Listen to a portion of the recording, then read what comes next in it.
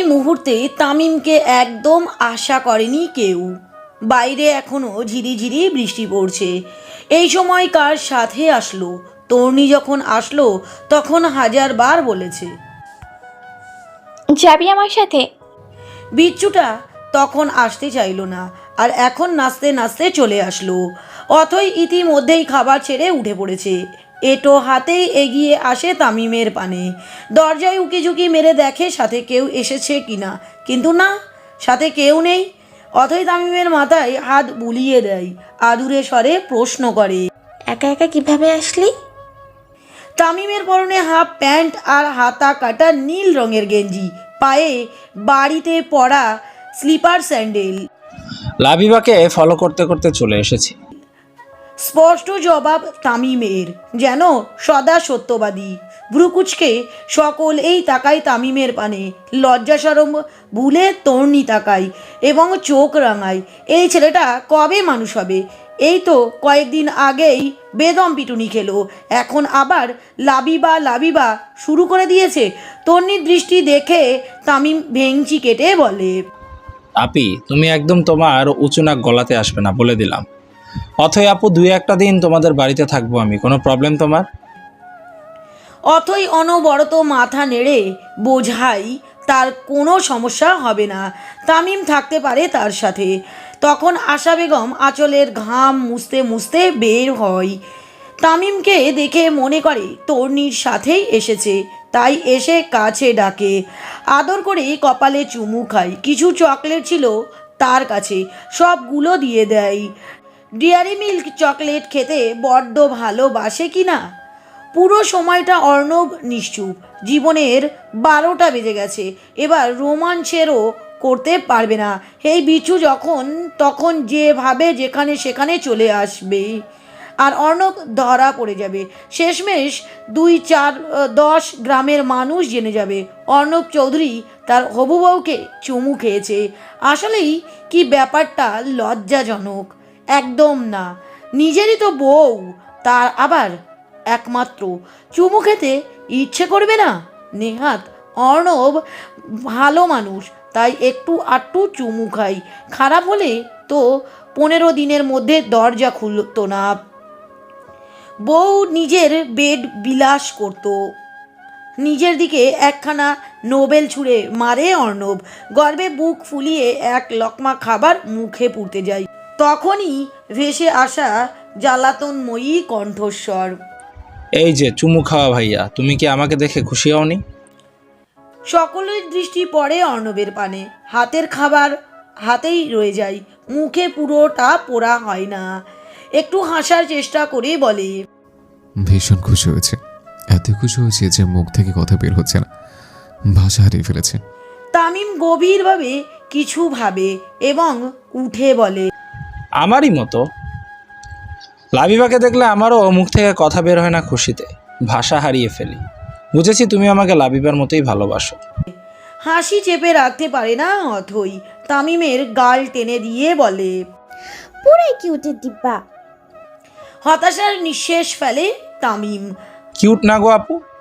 Cute হলে কি আর লাবিবা পালাই পালাই করতো, কাছাকাছি আসতো, বউ বউ খেলতো? অথই আরতির উচ্চ স্বরে হেসে ওঠে। তামিম ধমকের সুরে বলে, বাবা কি তোকে এমনি এমনি পেটানি দেয়? আজ তো বদমাইশ তুই একটা। তামিম ঘোর প্রতিবাদে সুরে বলে, বাবা এমনি এমনি পিটানি দেয় কেন? বাবা কি মাকে ভালোবাসে না? বাবা মাকে ভালোবাসে, আমি লাবিবাকে। আমরা দুজনই তো প্রেমিক পুরুষ, তাহলে বাবা কেন মারবে আমায়? নেহাত বাবার সামনে কথা বলতে হাঁটু কাঁপে, না হলে ফটাফট বলে দিতাম আমি। অর্ণব তামিমের পিঠ চাপকে বাহাবা দিয়ে বলে, শালাবাবু, আমি আছি তোমার সাথে, তোমার লাবিবাকে ধরে বেঁধে এনে দেব। তোমার ভরসায় তো বেঁচে আছি, নাহলে কবেই গলায় দড়ি দিতাম। তামিম মূলত সিয়ানজি অলাকে 10 টাকা দিয়ে একা একাই এসেছে অর্ণবদের বাড়িতে। প্রথমে তো আসতে ইচ্ছে করেনি, পরে উকিঝুঁকি মেরে জানতে পারলো লাবিবার নানির বাড়ি গিয়েছে। এতিম তামিম একা একা কি করবে বাড়িতে? তারেক তো ধমকে ধমকেই আধমরা করে দিবে, তাই বাবার পকেট থেকে টাকা চুরি করে চলে এসেছে। আসরের আজান পড়েছে কিছু মুহূর্ত আগেই। সারা দিন মুষলধারে বৃষ্টি পড়ে প্রকৃতি এখন স্বাভাবিক। পশ্চিম দিগন্তেই সূর্যর দেখা মিলেছে। রোদের তাপ এসে পড়েছে অথই এর চোখে মুখে। দিন শেষে সময়ের রোদ কখনো এতটাও প্রখর হয়? হয়। এই যে অথই টের পাচ্ছে, ইতিমধ্যেই রাস্তাঘাটে জমে থাকা পানি শুকিয়ে গিয়েছে, কাদাও শুকোতে শুরু করেছে। অথই ভেবে পায় না এত এত পানি মুহূর্তেই কোথায় চলে যায়। সেখানে অথইকেও নিয়ে যাক, দেখে আসুক অথই পানিদের বাড়িঘর। এত সব উল্টোপাল্টা ভাবনার মাঝেই গাড়ি এসে থামে কলেজের গেটের সামনে। 20 টাকা ভাড়া। অথই 50 টাকা দিয়ে দেয় রিক্সা মামাকে, কিন্তু রিক্সা মামা 50 টাকা নিবে না। সে মাথা নিচু করে বলে, আপা, আমি 20 টাকা পরিশ্রম করেছি, 50 টাকা নিতে পারবো না, আপনি আমার 20 টাকাই দেন। হাসে অথই। এমনিতেই অন্য রিক্সায় ভাড়া মিটিয়ে না আসলে 40 টাকা পর্যন্ত দাবি করে। এক প্রকার ঝগড়া বেঁধে যায় রিক্সা মামাদের সাথে। আর ইনি পরিশ্রমের বেশি টাকা নিবে না। এই রিক্সা মামাকে এলাকায় নতুন দেখা যাচ্ছে। হয়তো আগে অন্য পেশায় নিয়োজিত ছিল, এখন অভাবের তাড়নায় রিক্সা চালাচ্ছে। অথই পার্স থেকে 20 টাকা বের করে রিক্সা মামাকে দেয় এবং একটু দাঁড়াতে বলে। দৌড়ে চলে যায় দোকানে। সেখান থেকে একটা ঠান্ডা কিনে আবারও দৌড়ে আসে রিক্সা, এবং সেই ইতিমধ্যেই ঘেমে নিয়ে একাকার। প্রচণ্ড গরম, জানা যায় অবস্থা। অথই হাঁপাতে হাঁপাতে বলে, এটা রাখুন প্লিজ। রিক্সা মামা ফের আপত্তি করে বলে, না না, লাগবে না আমার। অথই জোর দিয়ে বলে, নিন না, আমি ভালোবেসে দিচ্ছি আপনাকে, না নিলে কষ্ট পাবো, প্লিজ নিন। আমতা আমতা করতে করতে নেয় উনি। অথই মুচকি হেসে চলে যায়। সাগর দূর থেকে লক্ষ্য করছিল পুরো ব্যাপারটা। প্রথমে রাগ হয় বেশি টাকা দেওয়ার জন্য, পরে মুগ্ধ হয়। অথই এদিক ওদিক তাকিয়ে সোজা খোঁজে সাগরকে। তার ধারণা সাগর আসবে না, তবুও মন বলছে আসবেই। অথই মনের উপরে ভরসা করতেই এসেছে। কলেজের বাঁ পাশে বিশাল বট গাছটার নিচে সাগরকে দাঁড়িয়ে থাকতে দেখে ঠোঁটের কোণে হাসি ফুটে ওঠে অথইয়ের। বরাবরই সাগর এখানেই দাঁড়ায়, প্রিয় জায়গা কিনা।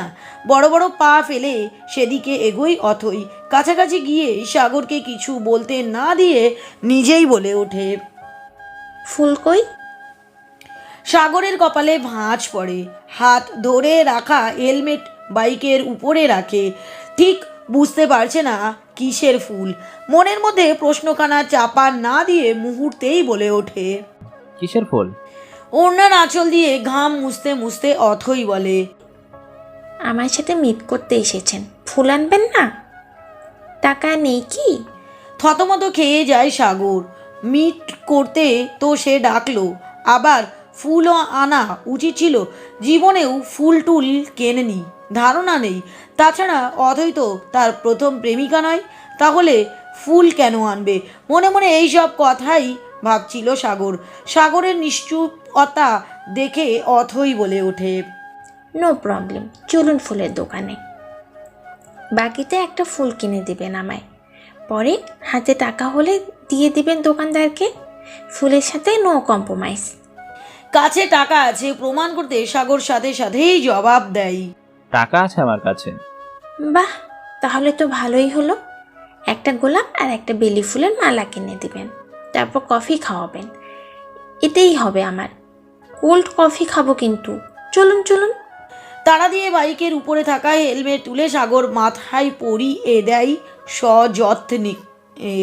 তারপর সাগরের শার্টের বোতামের ভাঁজে থাকা চশমা নিয়ে নিজের চোখে পড়ে নেয়।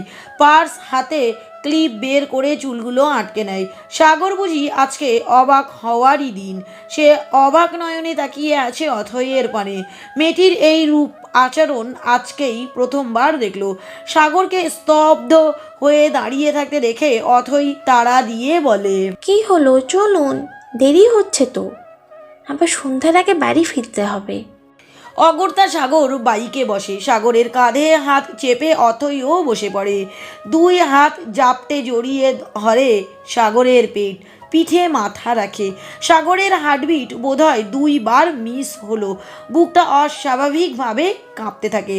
মেয়ে মানুষের এই রূপ ছোঁয়া আজকেই প্রথমবার পেল। এই যে সাগর ভাইয়া, যাচ্ছেন না কেন? শুকনো ঢোক গেলে সাগর জিভ দ্বারা ঠোঁট ভিজিয়ে বাইক স্টার্ট করে। ফুলের দোকানের সামনে বাইক থামায়। অথই নেমে যায়। সাগরের অপেক্ষা না করেই দোকানে ঢুকে পড়ে। দেখতে থাকে ফুল। বেছে বেছে 3টে গোলাপ এবং 3টে সূর্যমুখী ফুল নিয়ে নেয়। একটা বেলি ফুলের মালাও হাতে তুলে নেয় এবং দোকানদারের নিকট গিয়ে বলে, কত হলো ভাইয়া? 350 টাকা। অথই সাগরের পানে তাকাই। 350 টাকা দিয়ে দিন। পকেট থেকে ওয়ালেট বের করে 500 টাকার নোট দেয় দোকানদারকে। পাওনা টাকা ফেরত নিয়ে ফের তাকায় অথয়ের পানে। অথই ফুল নিয়ে ব্যস্ত। কখনো ফুলের ঘ্রাণ নিচ্ছে তো কখনো হাতে পরার চেষ্টা করছে। সাগর সেটা দেখে বলে। অথই এক গাল হেসে বেলি ফুলের মালাখানা সাগরের হাতে দেয় এবং নিজের বাঁ হাতখানা বাড়িয়ে দেয়। সাগর যত্ন সহকারে মালা পরিয়ে দেয় হাতে। আর্থিকে সাফিন শাড়ি পরে পিকচার তুলে দিতে বলেছে, তাই শাড়ি পরেছে এবং তর্ণীকেও জোর জবরদস্তি করে শাড়ি পরিয়ে দিয়েছে। তামিম আর অর্ণব গিয়েছে মার্কেটে তামিমের জন্য জামা কাপড় কিনতে। আরতি এবং তর্ণী সুন্দর করে সাজুগুজু করে আশা বেগমকে দেখাতে তার রুমে যায়। তিনি প্রশংসায় পঞ্চমুখ। বেশ কয়েকবার মাস আল্লাহ আওড়াই। তারপর দুইজন চলে যায় ছাদে। আরতি কিছু ফটো তুলবে আর ফটো তুলে দিবে তর্ণী। ফটো তুলতে তুলতে মাগরিবের আজান দিয়ে ফেলে। আরতিকে সাফিন কল করেছে বলে সে ছাদের উপর প্রান্তে চলে যায়। তর্ণী ঘুরে ঘুরে ছাদের ফুল গাছগুলো ছুঁয়ে ছুঁয়ে দেখছে। ইতিমধ্যেই চারপাশে অন্ধকার নেমে গিয়েছে। পাখিগুলো কিচিরমিচির শব্দ করে নিজের আস্থানায় চলে যাচ্ছে। ঝিরিঝিরি বাতাস বইছে। তর্ণীর লম্বা চুলগুলো বাতাসে তালে দুলছে। মুহূর্তটা দারুণ লাগছে তর্ণীর কাছে। ইচ্ছে করছে সময়টাকে এখানেই থামিয়ে দিতে। অর্ণব গোটা বাড়িতে তর্ণীকে খুঁজে পায় না। শেষের ছাদে আসে। দরজা অবধি আসতেই পা থেমে যায় অর্ণবের। কালো শাড়িতে আবৃত তর্ণীকে দেখে রীতিমতো শকড খাই। হাতের ফোন ছিল, সেটা হাতে ফসকে মুহূর্তেই জমিনে পড়ে যায়। বিকট শব্দ তুলল। চোখের পাতা নড়ছে না, গলা শুকিয়ে আসছে। তর্ণী ঘাড় বেঁকিয়ে তাকায়। অর্ণবকে দেখে খুশি হয়ে এগিয়ে আসে। অর্ণব তর্ণীকে হুঁশিয়ার করে বলে, আজকে তুমি শেষ তন্নি, তোমার মরণ আমার হাতে লেখা রয়েছে। বাঁচতে চাইলে পালাও, আমি তুমি খুঁজে বের করে মারি, আর না পালালে এক্ষুনি চলো আমার সাথে। আমার কন্ট্রোলেস ব্লাস্ট করেছে। রেগে বোম হয়ে আছে তারেক রহমান। ছেলে মেয়ের জামাই একজন ও তাকে মান্য করে না। মেয়ের জামাই না হয় পরের ছেলে, কিন্তু তামিম সে তো নিজের ছেলে। এমন একটা বাঁদর কি করে জন্ম দিয়েছিল সে? এই ছেলেকে কখনোই তারেক রহমানের হতে পারে না। হয়তো হাসপাতাল থেকে কোনো বাঁদর বাবা মায়ের বাচ্চার সাথে পরিবর্তন হয়ে গিয়েছিল। পরের মুহূর্তেই আবার তারেকের মনে পড়ে তামিমের জন্ম তো বাড়িতেই হয়েছিল। দুষ্টুটা পৃথিবীতে আসার সময়ও তাড়াহুড়ো শুরু করে দিয়েছিল, হাসপাতালে নেওয়ার সময় দেয়নি।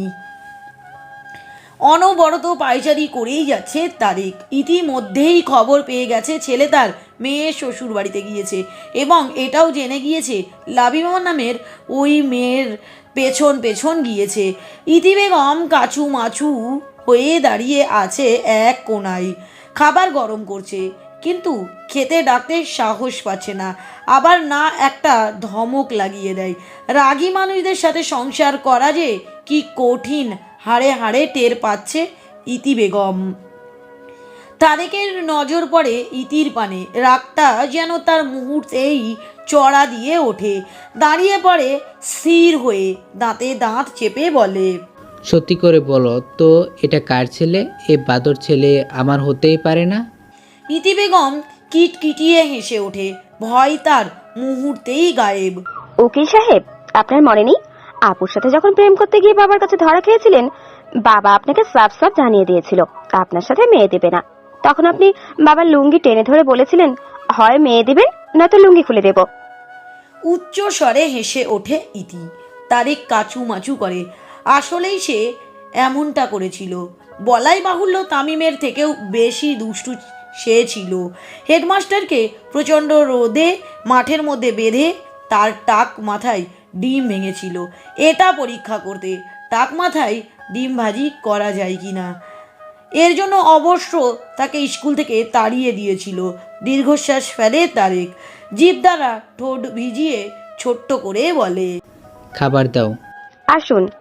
তামিম অথই এর রুমেই ঘুমাবে। অস্বস্তির নিঃশ্বাস ফেলে অর্ণব। তার রুমে ঘুমোলে আজকে জীবনটা সারখার হয়ে যেত। রাতের খাবার খেয়ে নিয়েছে সবাই। তর্নি শাড়ি খুলে সুতির 3 পিস পরে নিয়েছে। এই মুহূর্তে অথই এর রুমে বসে আছে। অথই খুব যত্ন সহকারে পড়ার টেবিলে গোলাপ ফুল সাজাচ্ছে। সাদা রঙের বোতল ভর্তি পানি, সেই পানিতে ডুবিয়ে রাখছে ফুলগুলো। এতে নাকি কয়েকদিন ভালো থাকবে। অথই তো ইচ্ছে করছে ওই ফুলগুলো সারা জীবন ভালো রাখতে, কিন্তু সেটা কি আর সম্ভব? ফুল এবং মানুষকে সারা জীবন বাঁচিয়ে রাখা সম্ভব নয়। তর্নি ইতিমধ্যেই কয়েকবার জিজ্ঞেস করে ফেলেছে। ফুলগুলো কে এনে দিয়েছে? অথই জবাব দিচ্ছে না। সে কাউকেই বলবে না ফুলের কথা। কি বলবে? আমি সাগর ভাইয়ের গলায় পাড়া দিয়ে ফুল এনেছি। লজ্জাজনক বিষয় না? তামিম অথই এর ব্যালকনিতে দাঁড়িয়ে উকি ঝুঁকি মারছে সামনের বিল্ডিংয়ে। সে ঠিক দেখছে লাবিবা এই বিল্ডিংয়ে ঢুকেছে এবং তার মনে হচ্ছে এই রুমেই থাকবে। তামিমের ভাবনা সত্যি করে দিয়ে ব্যালকনিতে প্রবেশ করে লাবিবা। পরনে তার লাল রঙের ফ্রক, চুলগুলো 2 বিনুনি গেঁথেছে। লাবিবাকে দেখেই তামিম তার ছোট্ট ছোট্ট চুলগুলো টেনে খাড়া করার চেষ্টা চালায় এবং পাট শার্ট নেওয়ার চেষ্টা। আর কি, চুল টেনে টেনে ঠিক করতে না পেরে মনে মনে হতাশ হয় তামিম। বিড়বিড় করে বলে, চুলের মায়েরে বাপ পাকিস্তান, আর জীবনও চুল কাটবো না। তখন দেখমু খাড়া না হয়ে যায় কোথায়।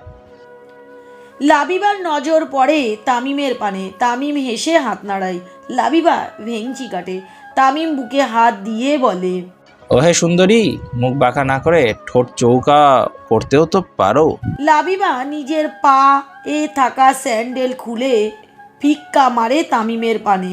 তামিম সেটা ক্যাচ করে ধরে ফেলে এবং বলে, জুতো ফিক্কা না মেরে ভালোবাসা তো ফিক্কা দিতে পারতে। বিরক্ত হয়ে লাবিবা ব্যালকনি ছাড়ে। তামিম হতাশার নিঃশ্বাস ফেলেই লাবিবার জুতো দিকে তাকিয়ে থাকে। হ্যালো কিটির মাথায় আঁকা জুতোর ছাদে, একদম নতুন জুতো। ওহে বালিকা, আর একটা জুতো দিয়ে যাও। এই একটা জুতো আমি কার কাছে বিক্রি করব? প্রথমবার তর্ণী অর্ণবের রুমে ঘুমাবে। অর্ণব নিজ উদ্যোগে গোটা কক্ষ গুছিয়ে নিচ্ছে। এমনিতেও রুমটা সাজানো গোছানো ছিল, তারপরও আরও একটু টাচ আপ দিচ্ছে, যাতে মায়াবতীর ঘুমোতে এসে বলে, বাহ, আমার বরটা তো বেশ গোছালো।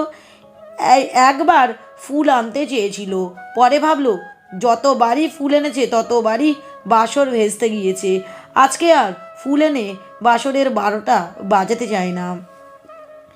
রাত 12টা বেজে 8 মিনিট। অথই ঘুমানোর প্রস্তুতি নিচ্ছে। তামিম এক কোনায় ঘুমিয়ে আছে। তর্ণী দাঁড়িয়ে আছে। কি করবে না করবে বুঝতেই পারছে না।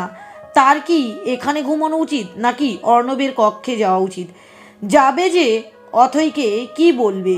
ইস, এমন লজ্জাজনক পরিস্থিতিতে আগে পড়েনি তর্ণী। মাথা নুইয়ে দাঁত দিয়ে ঠোঁট কামড়াচ্ছে ভাবছে তর্ণী। অথই বালিশ ঠিকঠাক করে এসির পাওয়ার কমিয়ে দেয়। লাইট অফ করতে গিয়ে তাকাই তর্ণীর পানে। দা ভাইয়ের রুমে চলে যা, না হলে দেখা যাবে রাত দুপুরে তোকে টেনে টুনে নিয়ে যাবে।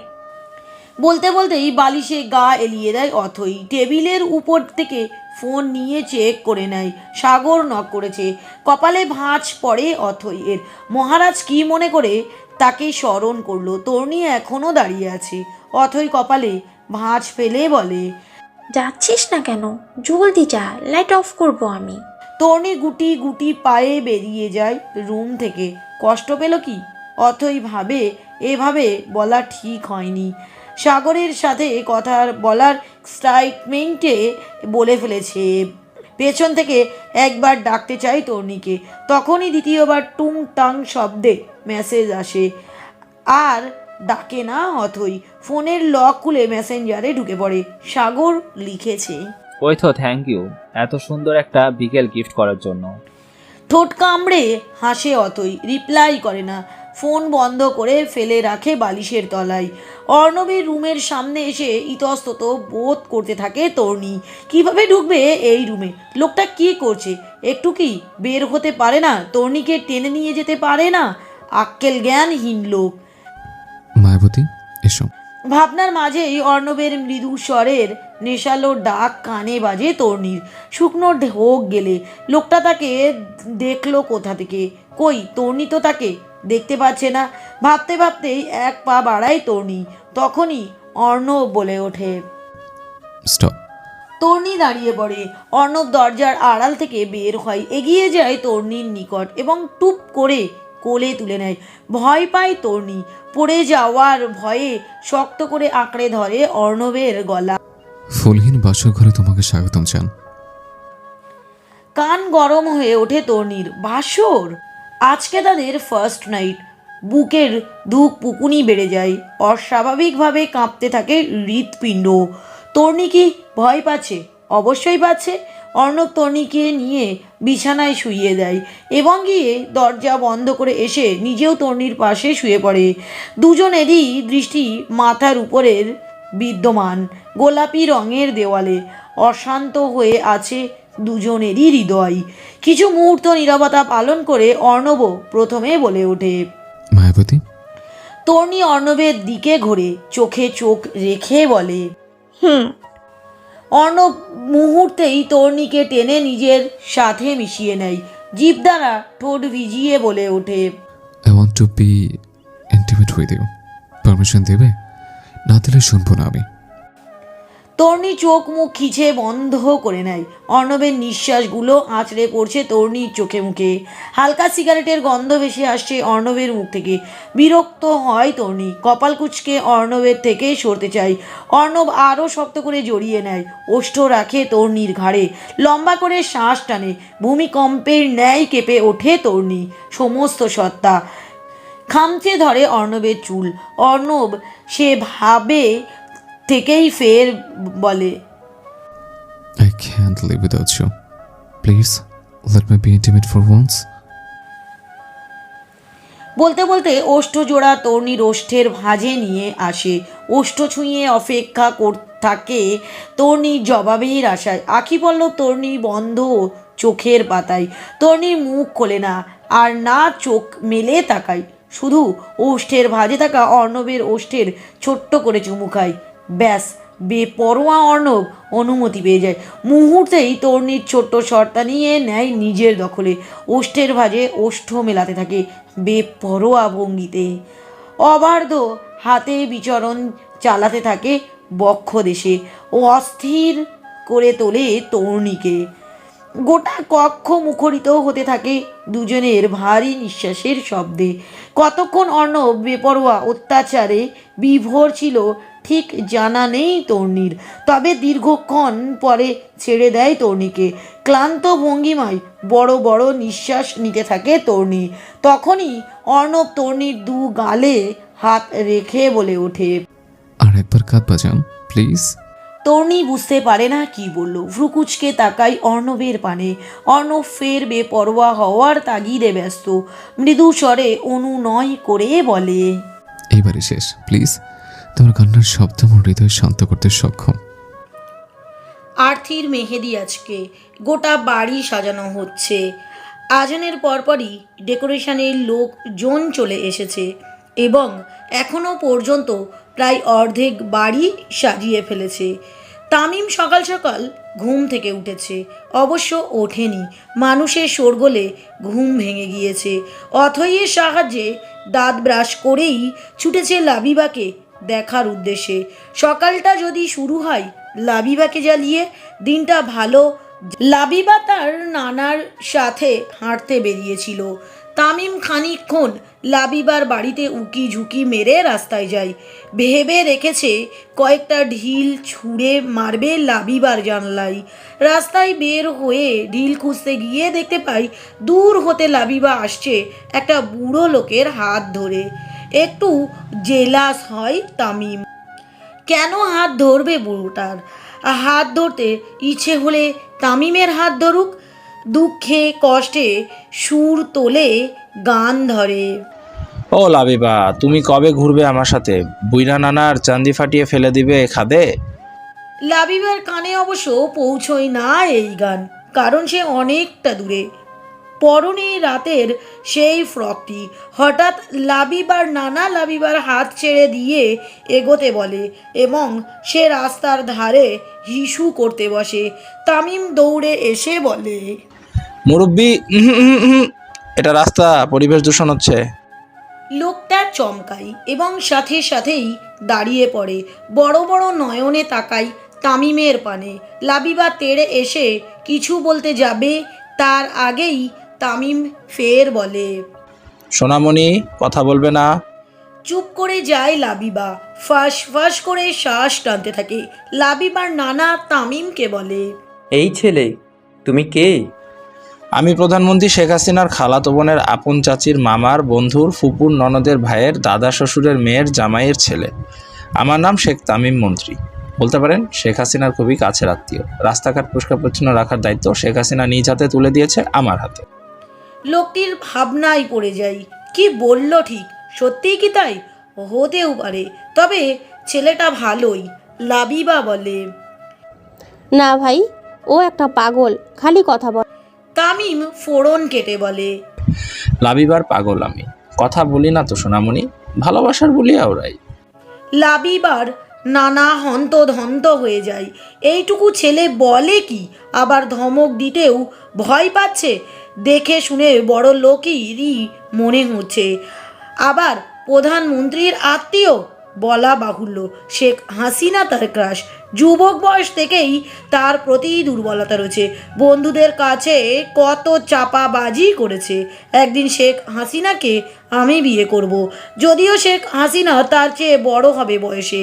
ক্রাশের আত্মীয়কে ধমক দেওয়া ঠিক হবে না, তাই নরম সুরে বলে, বেড়াতে যেও আমাদের বাসায়। এখনই চলুন, বেরিয়ে আসি, পরে আবার আপনার মনে নাও থাকতে পারে। লোকটি আর না করতে পারে না। তামিমকে নিয়েই বাড়ি যাই। ঘড়ির কাঁটায় 9টা বেজে 10 মিনিট। তর্নির ঘুম ভেঙেছে অনেকক্ষণ আগেই, তবুও উঠতে পারেনি। তাকে সাপের মতো পেঁচিয়ে ধরে ঘুমোচ্ছে অর্ণব। ইতিমধ্যে কয়েকবার ডেকেছে তর্নি, কোনো সাড়া শব্দ নেই। থাকার কথাও না। ফজরের আজানের পর পরই ঘুমিয়েছে। তর্নিও ঘুমোয়নি। একটু চোখ লেগে এসেছে। বাইরে থেকে চেঁচামেচির আওয়াজ পেয়ে ঘুম ছুটে গিয়েছে। তারপর থেকেই ডেকেই চলেছে অর্ণবকে। শয়তান লোকটা শুনছেই না। বেজায় বিরক্ত তর্নি। সারা শরীর ব্যথা। আজানের সময় গোসল করেছে, চুলগুলো ভেজা, শুকোনোর প্রয়োজন। এবার আর কষ্ট করে ডাকে অর্ণবকে। তার ঝাঁকড়া চুলগুলো শক্ত করে মুঠো করে ধরে। বোধহয় কাজ হলো। অর্ণব নড়ে চড়ে কপাল কুঁচকে তাকাই তর্নির মুখ পানে। এই সুযোগে তর্নি চুল ছেড়ে বলে, উঠতে হবে, প্রায় 10টা বেজে গেছে। অর্ণব ফের মুখ গোজে তর্নির গলায় ঘুম ঘুম কণ্ঠে বলে, আর একটু থাকো। তর্নি ছাড়ানোর চেষ্টা চালায় এবং বলে, থাকবো না, ছাড়ুন। আর একবার কাঁদাই তোমায়। মর্নিং কান্না, অল্পতেই কাঁদাবো। তর্নি চিমটি কাটে অর্ণবের বাহুতে, দাঁত কটমট করে বলে, আর কাঁদবো না আমি। পাক্কা? তর্নি বুঝতে পারে লোকটা পাগল হয়ে গিয়েছে, তাই এবার অনুনয়ের সুরে বলে, ছাড়ুন। ছাড়তে ইচ্ছে করো না তো? খিদে পেয়েছে আমার। এত আদর কেউ পেট ভরে নেই? তোমার পেটে কি হাতের বসবাস? লজ্জায় গাল লাল হয়ে ওঠে তর্ণীর। এলো পাতাড়ি মারতে থাকে। অর্ণব ছেড়ে দেয়। তর্ণী যেন হাঁপ ছেড়ে বাঁচল। চটজলদি বিছানা ছাড়ে। নবাবজাদা পুনরায় কোলবালি জড়িয়ে ঘুমোনোর প্রস্তুতি নিচ্ছে। তর্ণী ভেঙচি কাটে। ঢং দেখে বাঁচা যায় না। অথই সাজুগুজু করে তৈরি হচ্ছে। এখনই প্রোগ্রাম শুরু হবে না? বিকেলের দিকে আসবে মেহেন্দি আর্টিস্ট। তবুও সে আগে আগে সেজেছে। অবশ্য বিকেলে আবার নতুন ড্রেস পরবে। এবার অথই অপেক্ষা করছে তর্ণীর জন্য। কেন উঠছে না মেয়েটা? এত কিসের ঘুম? একবার ভাবে গিয়ে ডাকবে, পরবর্তীতে ভাবে এটা ঠিক হবে না, যে বজ্জাত ভাই তার। ভাবনার মাঝেই তর্ণী বের হয়। অথইয়ের খুশি আর দেখে কে? সে মুহূর্তেই তর্ণীর হাত ধরে টেনে তাকে রুমে নিয়ে যায়। প্রথমে একটু বিচলিত হয় তর্ণী, পরের মুহূর্তেই আবারও স্বাভাবিক হয়ে যায়। ওরে তন্নি, কখন থেকে তোর জন্য ওয়েট করছি আমি। সত্যি করে বল তো, এত বেলা কেন হলো? কি করছিলি তোরা? কোমরে হাত দিয়ে ভ্রু কুচকে বলে অথই। আমতা আমতা করে তর্ণী, দৃষ্টি নত করে ফেলে। কি জবাব দিবে সে এখন? কি হলো বল? এমনিতে তো সকাল সকাল উঠিস। তারপর অথইয়ের নজর পড়ে তর্ণীর ঠোঁটের পানে। কেমন ফোলা ফোলা লাগছে। এই, তোর ঠোঁট ফুললো কি করে? কি হয়েছে? তো এবার তর্ণী ইচ্ছে করছে মাটি ফাঁকা করে ভিতরে ঢুকে পড়তে। এই লজ্জার হাত থেকে বাঁচবে কি করে? অথই বুঝে ফেলে আসলে কি হয়েছে। নিজেই লজ্জায় পড়ে যায়। থতমত খেয়ে প্রসঙ্গ পাল্টাতে বলে, তন্নি, আজকে আমি সাগর ভাইকে প্রপোজ করতে চাচ্ছি, তুই হেল্প করবি আমায়? তর্ণী একটু হাসার চেষ্টা করে বলে, অবশ্যই করব, বলো কি করতে হবে। অথই পুরো প্ল্যানিংটা বলে তর্ণীকে। তর্ণী সায় জানাই। ইতিমধ্যেই মেহমান চলে এসেছে। মেহেদির পার্টিতে ছেলেপক্ষের সকলেই থাকবে। দুপুরের মধ্যেই তারা চলে আসবে। তর্ণী তামিমের খোঁজ খবর করে এবং পেয়েও যায় গেটের কাছে। লাবিবার সাথে কথা বলছে। তর্ণী এগিয়ে যায়। তর্ণীকে দেখে লাবিবা বলে, আবু, আপনার ভাই ভীষণ খারাপ। আমার আম্মু তাকে এত আদর যত্ন করে খাওয়ালো, আর সে এখন আমাকে মেরেছে। তর্ণী চোখ পাকিয়ে তাকায় তামিমের পানে। তামিম তাতে একটুও ভয় পেল না, বরং ভেঙচি কেটে বলে, বউদের ছোট ছেলেই মারতে হয়, মায়ের তলে না রাখলে বউ মানুষ হয় না।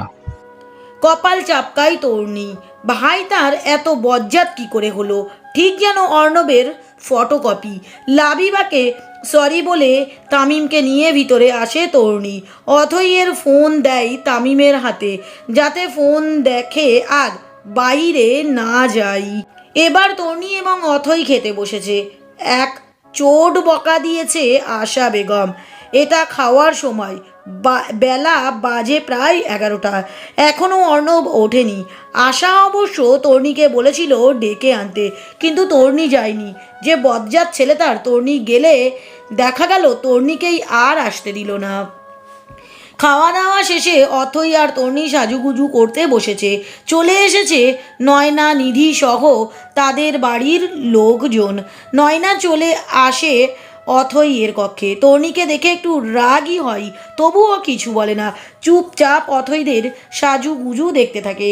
অথই প্রথমে তর্ণীকে সাজিয়ে দেয়। তর্ণীর মনটা খচখচ করছে। নিধিও এসেছে নিশ্চয়ই। সে কি অর্ণবের রুমে গেল? অথই, তুই সাজ, আমি যাবো আর আসবো। অথইকে কিছু বলার সুযোগ না দিয়েই বেরিয়ে যায় তর্ণী। যা ভেবেছিল তাই। অর্ণবের কক্ষে নিধি। অর্ণব ফোন টিপছে আর নিধির কথা শুনছে। তর্ণী গাল ফুলিয়ে ভিতরে ঢুকে পড়ে। অর্ণবের সামনে দাঁড়িয়ে বলে, মা খেতে ডাকছে আপনাকে। অর্ণব ফোন থেকে দৃষ্টি সরিয়ে তর্ণীর পানে তাকায়।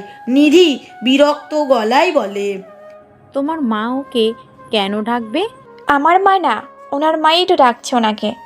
ওর মাকে তুমি কেন মা ডাকছো? কারণ আমি ওনার বউ, তাই।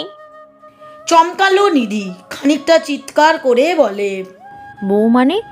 কেন, আপনি জানেন না আপনার গুণধর বন্ধু বিয়ে করেছে? স্তব্ধ নিধি বড় বড় নয়নে তাকিয়ে আছে অর্ণবের পানে। মুখের কথা যেন তার হাওয়াই হয়ে গিয়েছে, মস্তিষ্কে অচল হয়ে পড়েছে। অর্ণব বিয়ে করেছে যেন পৃথিবীতে অষ্টম আশ্চর্যজনক কোনো ঘটনা ঘটেছে, যেমন আসমানের চাঁদ দুটো উঠেছে বা জমিনের চাঁদের আগমন ঘটেছে। নিধির এহেম দৃষ্টি দেখে তরুণী কটমট নয়নে তাকায় অর্ণবের পানে, যেন এখন চোখ দিয়ে খুন করেই ফেলবে। ইনোসেন্ট অর্ণব ইশারায় বোঝায় তার কোনো দোষ নেই, কিন্তু তরুণী তা বুঝলে তো। সে মুখ বাঁকিয়ে প্রস্থান করে। তরুণী বের হতেই নিধি কাঁপা কাঁপা গলায় প্রশ্ন করে, বিয়ে করেছো অর্ণব? বিরক্ত হলো বোধ হয় অর্ণব। চোখ মুখ খিচে খাটের উপরে বসে, বালিশের তলা থেকে ফোনখানা হাতে তুলে তাতে মনোযোগ দেয়। নিধি ফের প্রশ্ন করে, কেন করলে? তুমি জানো না আমি তোমাকে কতটা ভালোবাসি? অর্ণব এক পলক তাকায় নিধির পানে, পরপরই আবার ফোনের স্ক্রিনে দৃষ্টি রাখে এবং ঠান্ডা স্বরে বলে, আমি ভালোবাসতে বলিনি তো। দাই সারা জবাব। দুই গাল বেয়ে দুফোঁটা পানি গড়িয়ে পড়ে। দৃষ্টি ফেলতেই ভুলেই গিয়েছে যেন। সত্যিই তো ভালোবাসতে বলেনি। তবে কি জিজ্ঞেস করে ভালোবাসা উচিত ছিল? ভালোবাসা কি বলে কয়ে জিজ্ঞেস করে হয়? দায় সারা জবাব। দু গাল বেয়ে দুফোঁটা পানি গড়িয়ে পড়ে। দৃষ্টি ফেলতে ভুলেই গিয়েছে যেন। সত্যিই তো ভালোবাসতে, তবে কি জিজ্ঞেস করে ভালোবাসা উচিত ছিল? ভালোবাসা কি বলে কয়ে জিজ্ঞেস করে হয়? ভালোবাসা তো ভালোবাসাই, সেটা আপনিই হয়ে যায়। নিধি অনেক কথা বলার ছিল, সাজিয়ে গুছিয়ে নিচ্ছিল মনের মধ্যে, কিন্তু হঠাৎ মনে হলো কি দরকার এত কথা বলে বা প্রশ্ন করে।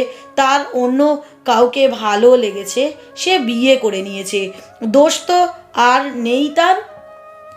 বুক চিরে দীর্ঘশ্বাস বেরিয়ে আসে নিধির। মাথা নিচু করে চলে যায় অর্ণবের কক্ষ থেকে।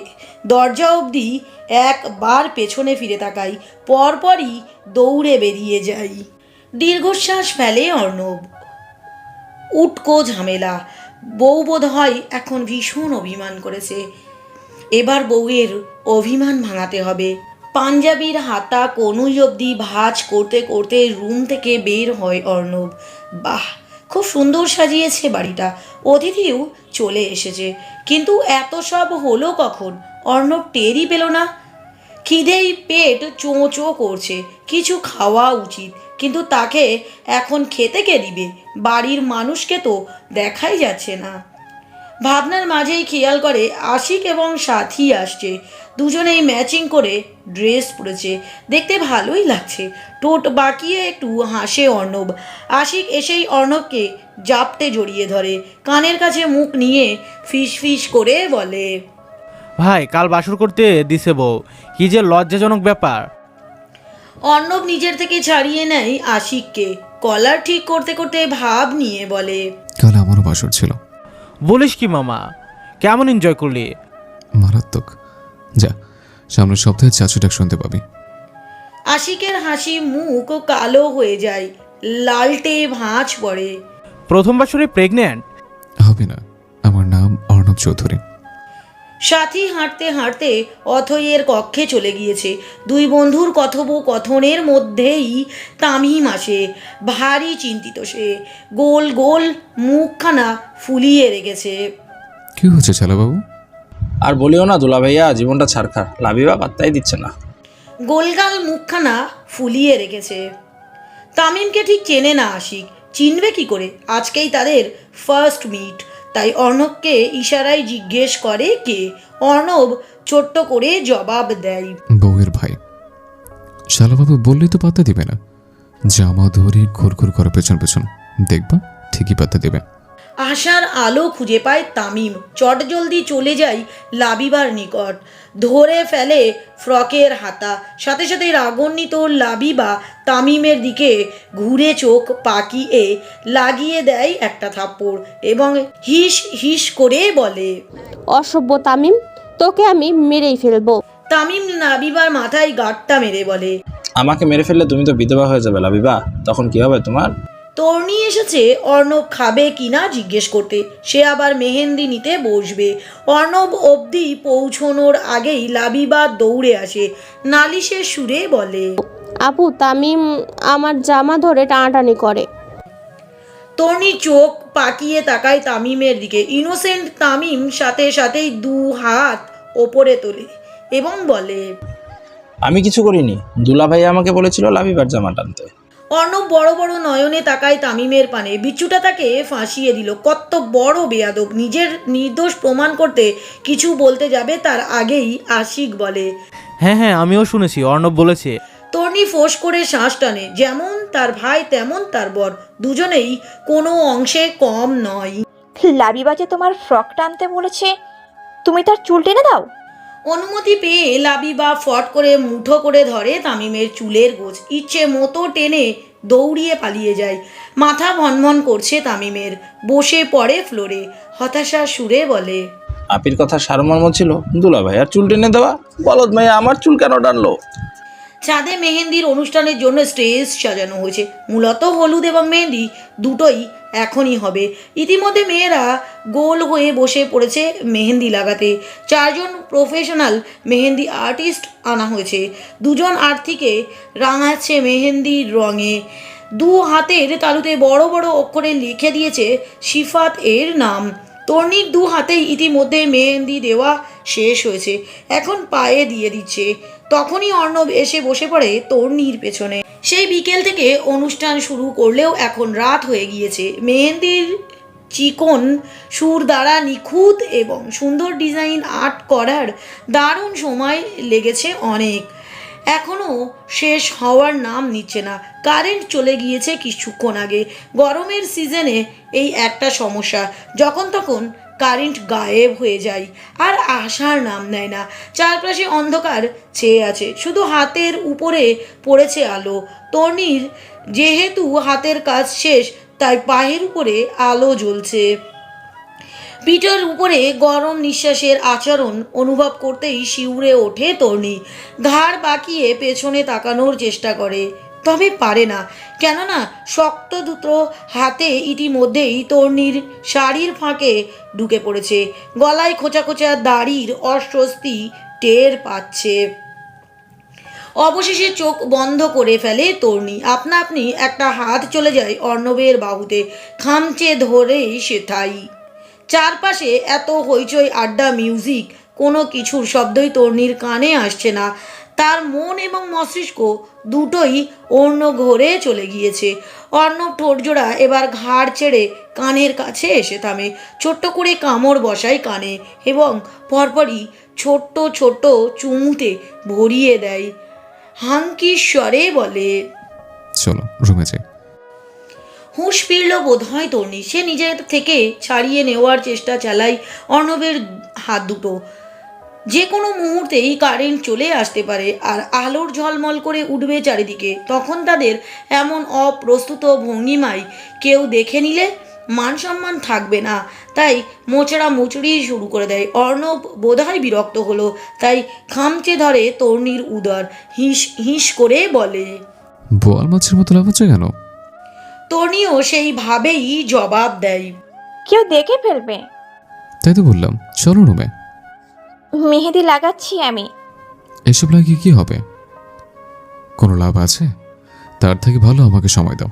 2025 সাল আসার আগেই মাম্মাম ডাক শুনিয়ে দেব। লজ্জায় কান গরম হয়ে ওঠে তর্নির। থাপ্পড় মারে অর্ণবের বাহুতে। অর্ণব কি মনে করে ছেড়ে দেয় তর্নিকে। তখনই ফট করে কারেন্ট চলে আসে। হই হুল্লোড় করে ওঠে সকলেই। অথইয়ের নজর পড়ে অর্ণবের পানে। তার মেহেদি নেওয়ার শেষ। প্রায় ভ্রু কুচকে এগিয়ে আসে। অর্ণবের সাদা পাঞ্জাবির বাহুতে মেহেন্দির দাগ স্পষ্ট। তুই এখানে কেন?